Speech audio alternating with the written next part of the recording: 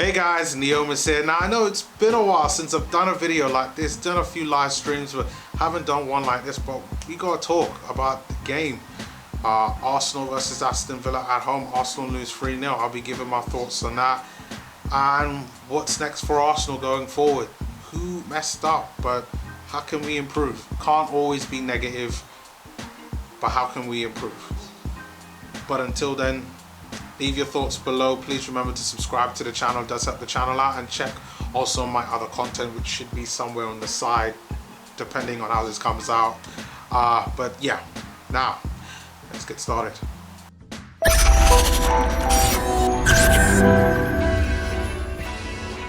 So it's been a day later than I had planned to put out this video, and I think as we all saw the result yesterday, I really needed it. I didn't watch the game live, but I ended up watching it about a few hours later after the game had aired on record, and I can honestly say, what a disappointing performance. I talked about this game in my preview, saying that this was a must-win game for Arsenal, that we just have to win. If we're talking, we want to finish in the top four.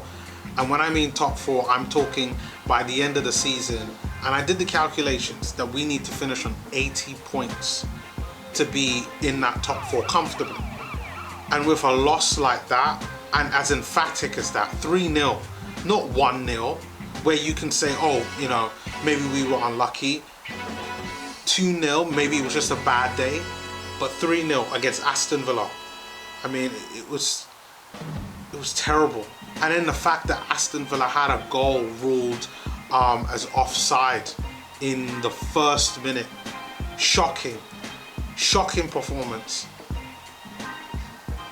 And when I look back on how the game went, I've looked at the stats, watched the game, made my notes, I can honestly say this is a combination of Mikel Arteta just being completely out-tacticked, a combination of the defense surprisingly just being half asleep, because in recent weeks they've been great, the midfield being half asleep, and an attack that just lacks any type of impetus, like at all, week after week after week.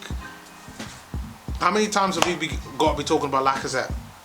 Willian, boy, for the first goal, I mean, you have Willian, Rob Holding and Hector Bellerin with 3 Aston Villa players around. They're busy ball watching, not marking the guys with the attacking players properly to prevent the initial cross that comes in, whereby Saka puts it in for an own goal. It starts with them. They're the ones should have made sure that that ball does not come in for a cross. But they don't. They're half asleep. They're just that half a step slower than all the Aston Villa players. And Aston Villa, they were completely up for it. You would have thought that this defense had played in midweek. That still, oh, okay, maybe not midweek. Let's say on Saturday, with the way how they were playing. They looked tired. You just thought, what are they doing? They need rest. Well, I don't think that they need rest. This comes to the sheer lack of forgetting the basics. Just, oh, someone else will just handle it. Again, another disappointing performance from Arsenal. And after a game against Manchester United that I think we deservedly won, 3 points, well, 2 extra points that I didn't think we'd get at the game.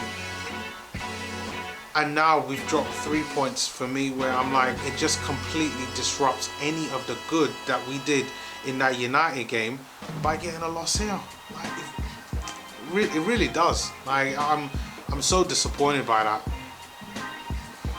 Mikel Arteta has a lot to work to do, because I also think that he needs to do a lot of work. Thomas Partey didn't have a great game. He was taken off at halftime. Danny Ceballos came in. He did an okay job. I mean, one of the, I guess, I wouldn't even call it bright sparks of the game. Just he was okay, but so many shocking performances, and it all started in defence. Willian, Rob Holding, I thought were dreadful. Hector Bellerin, he had dreadful moments, but he also did kind of well in the attacking part, trying to do things, but defensively just not good enough. On that Arsenal left, no, on our Arsenal right and the Aston Villa left, they were destroying us all game long. All game long. I really don't know what to say, and I know Arteta wants to play a particular formation, but he cannot make the same mistake that Unai Emery made. And the mistake that Unai Emery made was the fact that he focused too much on playing the way how he wants to play, rather than what's best for the team. Sometimes you gotta make these players upset. Lacazette, you're probably gonna be upset because you need to be dropped. Willian, your form is atrocious. You need to be dropped. We need changes, and it has to start up front. Like I can't even talk like some of the good that Arsenal did. Like Kieran Tierney created a chance where he whipped the ball in from that left wing back position onto Lacazette. Lacazette gets his head on it, but misses it. If this game had been a draw, I'd be talking about it. But the fact of the matter remains is Lacazette should probably have buried that chance. At the very least, maybe you've gotten it on target. Not good enough. So where does this leave Arsenal going forward? I've had my moan, I've had my rant. We're now going into international week.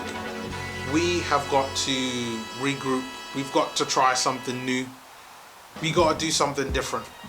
I heard that Thomas Partey's not going away to Ghana for the international break. He's going to stay with Arsenal over the international break.